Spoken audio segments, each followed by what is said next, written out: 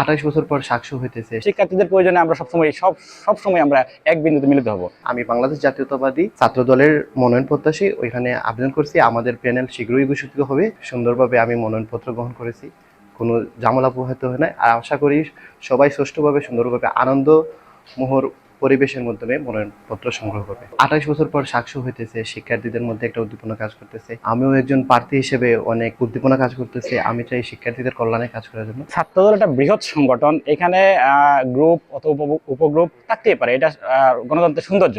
কিন্তু আমরা বৃহৎ স্বার্থে সবসময় আমরা অতীতেও বৃহৎ স্বার্থে ছাত্রদল এক হয়ে কাজ করেছে এবং ভবিষ্যতেও আমরা ছাত্রদল এক হয়ে কাজ করব। এখানে গ্রুপিং প্রশ্নই ওঠে না।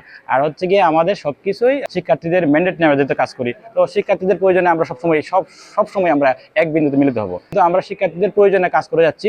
আমরা স্পেসিফিক্যালি সাক্ষ্যর জন্য আমাদের আলাদা কোনো প্ল্যান নাই যে সাক্ষ্যর জন্য কাজ করতে হবে, সাক্ষ্য শেষ আমাদের কাজ শেষ।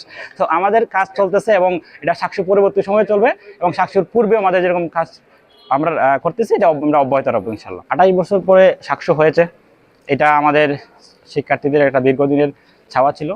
শিক্ষার্থীদের যে অধিকারগুলো ছিল সেই অধিকারগুলোর জন্য কাজ করার জন্য আমাদের শিক্ষার্থী প্রতিনিধি দরকার ছিল। এখন আমি মনে করি এবং আমার দল মনে করে, যদি সুষ্ঠু এবং সুন্দরভাবে একটি সাক্ষ্য অনুষ্ঠিত হয় তাহলে সাক্ষ্যর যে ইলেক্টেড পার্সনগুলো আমাদের শিক্ষার্থীদের প্রয়োজনে এবং শিক্ষার্থীদের ম্যান্ডেট নিয়ে কাজ করবে। এবং আমাদেরকে বারবার যে প্রশাসনের যে রূঢ় পড়তে হয়, আমি বিশ্বাস করি সেটা পড়তে হয়। আমরা বিশ্বাস করি যে নির্বাচন কমিশন সর্বোচ্চ সুষ্ঠুভাবে নির্বাচন পরিচালনা করবে এবং সর্বোচ্চ নিরপেক্ষতা বজায় রাখবে।